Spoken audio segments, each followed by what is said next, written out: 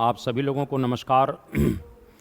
आज मैं एक बहुत ही इम्पोर्टेंट टॉपिक पर बात करूंगा। भगवान बुद्ध की मृत्यु के पश्चात या महापरिनिर्वाण के पश्चात बौद्ध धर्म में 4 बौद्ध संगतियों की बात होती है। इसमें आज हम लोग पहली बौद्ध संगति के ऊपर चर्चा करेंगे। तो ये पहली बौद्ध संगति, जैसा कि आप देख रहे हो, प्रथम बौद्ध संगति के ऊपर बात हम लोग करेंगे। तो ये पहली बौद्ध संगति के ऊपर थोड़ी सी आज बात किया जाए। प्रथम बौद्ध संगति, चलिए। तो यहाँ पर प्रथम बौद्ध संगति, इसमें क्या क्या बन सकता है, क्या क्या चीज़ें आ सकती हैं, इसके ऊपर आज हम लोग बात करेंगे। यदि हम बात करें तो ये प्रथम बौद्ध संगति बुद्ध के महापरिनिर्वाण के तत्काल बाद हुई। बुद्ध का महापरिनिर्वाण 483 ईसा पूर्व में हो रहा है। तो यदि इस समय की बात करें तो इस प्रथम बौद्ध संगति का समय है बुद्ध के महापरिनिर्वाण के तत्काल बाद, यानी 483 बीसी में, यानी 483 बीसी में कहीं न कहीं पहली बौद्ध संगति के तत्काल बाद, इस तरीके से हम कह सकते हैं कि ये साइड का दिख नहीं रहा है क्या? 2 मिनट।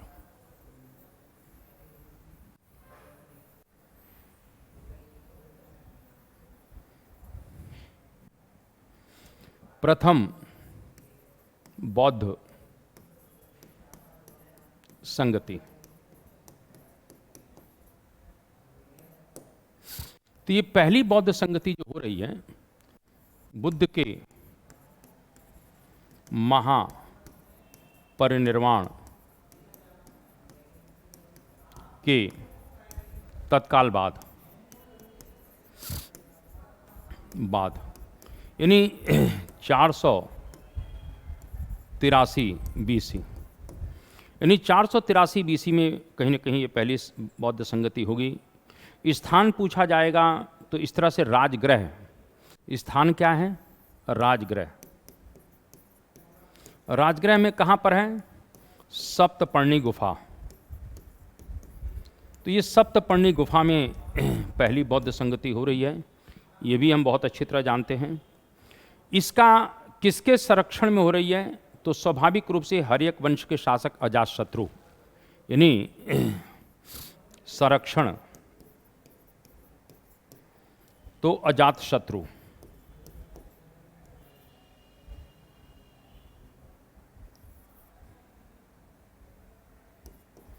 अजातशत्रु हर्यक वंश का शासक है, मगध का शासक है, ये बात जानते हैं। मगध की राजधानी है राजगृह, और इसके अध्यक्ष महाकश्यप बने थे। कौन बने थे? महाकश्यप बने थे। इस बात को थोड़ा सा ध्यान रखना, इस तरह के क्वेश्चन आपसे पूछा जाएगा। तो इसके प्रथम बौद्ध संगति के जब अध्यक्ष पूछता है तो महाकश्यप बने, ठीक है। इतनी बातें तो कॉमन पूछी ही जाती हैं। इस संगति में लगभग 500 लोग आए थे, यानी 500 भिक्षुक भाग ले रहे हैं, इसलिए इसे पंचशंतिका भी कहा गया। यानी इस संगति में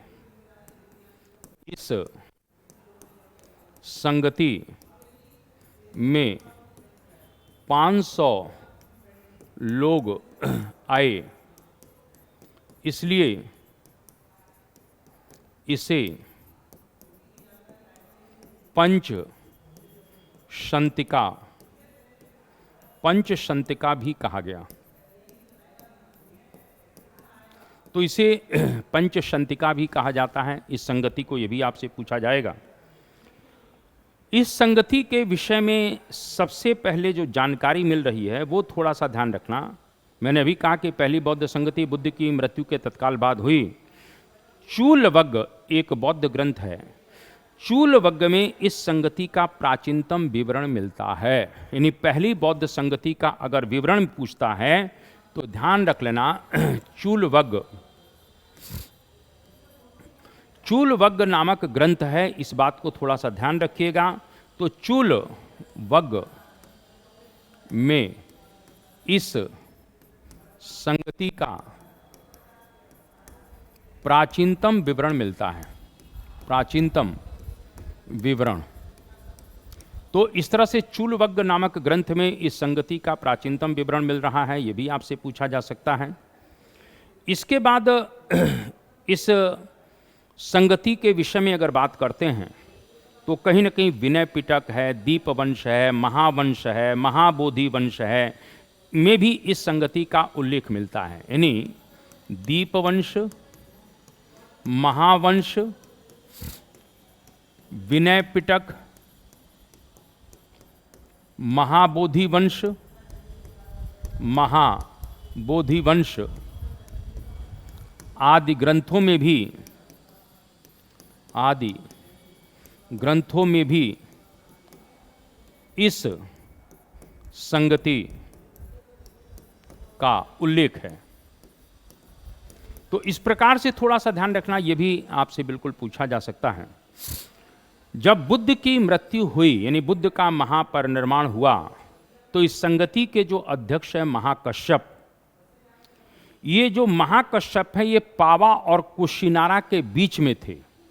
भगवान पावा के मल्लों के यहाँ से चले थे कुशिनारा के मल्लों के यहाँ, तो कहीं ना कहीं बुद्ध तो आगे निकल गए लेकिन कुशिनारा के मल्लों के यहाँ पहुँच गए, लेकिन पावा के मल्लों से कुलमा के बीच में ही महाकश्यप रुके हुए थे। और उनको बुद्ध की मृत्यु के 1 सप्ताह बाद मालूम पड़ा कि बुद्ध की मृत्यु हो गई है। बहुत से भिक्षुक महाकश्यप के साथ थे, सभी लोग फूट फूट कर रोए, दुखी हुए, और तब ये निर्णय लिया गया कि कहीं ना कहीं अब एक प्रकार से जो है संघ भेद को रोका जाए, संघ के जो नियम हैं उसको ठीक किया जाए, और इसलिए तब पहली बौद्ध संगति को बुलाने का प्रयास किया जाता है। तो इस तरीके से मैं आपको कहना चाहता हूँ, ये सब सुनकर महाकश्यप ने ही धर्म एवं विनय की रक्षा हेतु इस संगति को आमंत्रित किया था। यानी यहाँ पर ध्यान रख लेना,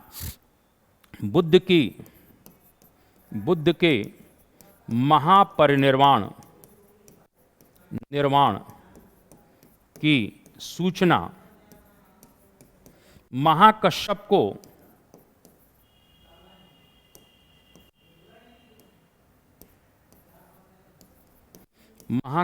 को 1 सप्ताह बाद कुशिनारा वह मल्ल गणराज्य के बीच मिली। सुनकर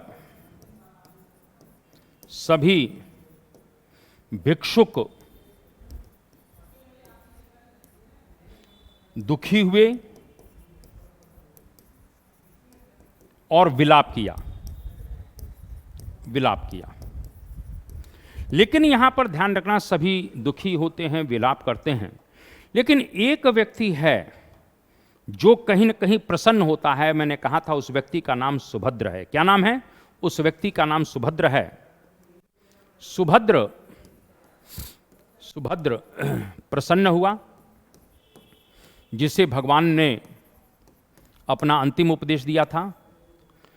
धर्म और विनय की रक्षा के लिए इस संगति को बुलाया गया। यानी धर्म और विनय मतलब नियम कानून की रक्षा के लिए इस संगति को बुलाया गया। और इसमें लगभग 499 कहीं ना कहीं अहर्त चुने गए। मैंने कहा ना 500 लोग भाग ले रहे हैं, अहर्त यानी इसमें 499 और एक महाकश्यप 500 लोगों को चुना जाता है जो इसमें भाग लेंगे। और आनंद भी इसमें शामिल थे। और इस तरीके से ध्यान रखना, इस संगति का पहला अहर्त आनंद को सुना गया, यानी इस संगति में 499 अहर्त चुने गए। अहर्त मतलब कुल मिला के योग्य जो भिक्षुक थे उनको चुना जाता है। और जब 499 अहर्त चुने गए तो इसमें एक प्रकार से आनंद को पहले अहर्त के रूप में चुना जाता है। इसमें आनंद को, जो बुद्ध के प्रधान सेवक थे, प्रथम अहर्त के रूप में चुना गया। इस बात को थोड़ा सा ध्यान रख लेना, इस तरह के क्वेश्चन आपसे पूछे जाएंगे।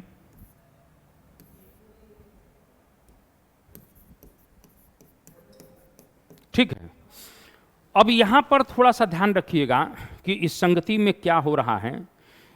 इस संगति में 4 बातों पर निर्णय लिया गया। इस संगति में 4 बातों पर निर्णय लिया गया।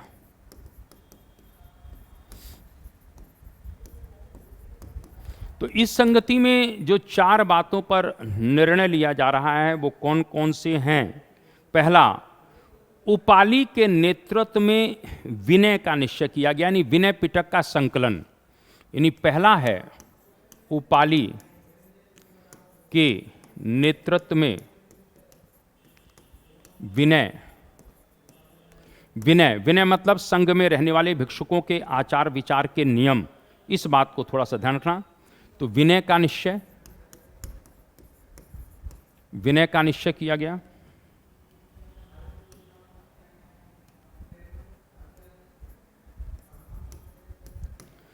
दूसरी बात यहां पर हम कह सकते हैं कि आनंद के नेतृत्व में धम्म के पाठ का निश्चय किया गया। दूसरा, आनंद के नेतृत्व में धम्म के पाठ का निश्चय। और इसी संगति में एक प्रकार से आनंद को धम्मधर की भी उपाधि दी गई। इस बात को ध्यान रख लेना। यानी एक प्रकार से आनंद को धम्मधर, यानी यही अब धम्म के ज्ञाता हैं, इस प्रकार से ध्यान रखना।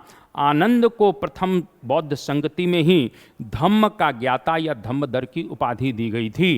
यानी इसी संगति में आनंद को प्रथम संगति में धम्मधर या धम्म के ज्ञाता की उपाधि दी गई। तो ये भी आपसे बिल्कुल पूछा जाएगा, इस बात को थोड़ा सा ध्यान रखिएगा। अगर हम यहाँ पर तीसरी बात करें कि इस संगति में तीसरी बात जो महत्वपूर्ण है वो क्या हो रही है, तो चन्न को, जो बुद्ध के सारथी थे, उनको ब्रह्मदंड की सजा दी गई। ये भी थोड़ा सा ध्यान रख लेना। यानी चन्न या चाण को ब्रह्मदंड की सजा। भगवान बुद्ध ने अपनी मृत्यु से पहले ही चन्न पर ब्रह्मदंड का आरोप लगा दिया था। इस बात को थोड़ा सा ध्यान रखना। तो ब्रह्मदंड की सजा अब इंप्लीमेंट होगी। ब्रह्मदंड बौद्ध धर्म में सबसे बड़ी सजा है, इस बात को ध्यान रखना। बौद्ध समाज से बहिष्कार कर देना, यानी बौद्ध समाज से बहिष्कार कर दिया जाता है। और ये चन्न कौन थे? बुद्ध के सारथी थे। बुद्ध के सारथी थे, इस बात को ध्यान रख लेना। ये भी प्रश्न आपसे बिल्कुल पूछा जाएगा। अगर यहां पर थोड़ा सा ध्यान रखना, आनंद के ऊपर भी आरोप लगा था, यानी आनंद पर जो आक्षेप है उसका उत्तर भी इनको इसी संगति में दिया। तो चौथा था आनंद पर आक्षेप यानी आरोप। आनंद पर कुछ आरोप लगे थे, लेकिन आनंद ने उनका उत्तर दिया और उनका उत्तर। तो इस तरीके से ध्यान रखिएगा, प्रथम बौद्ध संगति में बहुत सी बातें हो रही हैं और हमको इन सभी के विषय में जानना है। इस संगति में मैंने अभी कहा 2 पिटकों का संकलन होता है, यानी इस संगति में अगर देखते हैं तो इस संगति में 2 पिटकों का संकलन हुआ। 2 पिटक का संकलन होता है। पहला कौन सा था? तो पहला सुत्त पिटक का संकलन किसने किया था? आनंद ने किया था। इस सुत्त पिटक में क्या था? बुद्ध के उपदेश संकलित थे। इसीलिए सुत्त पिटक को बौद्ध धर्म का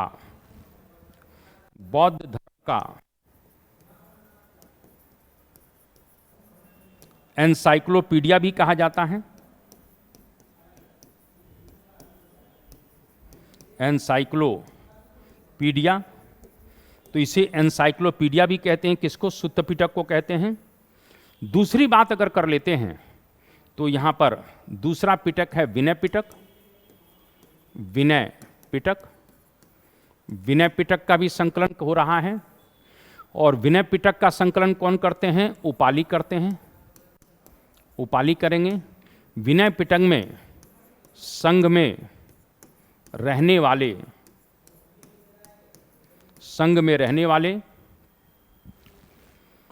भिक्षुओं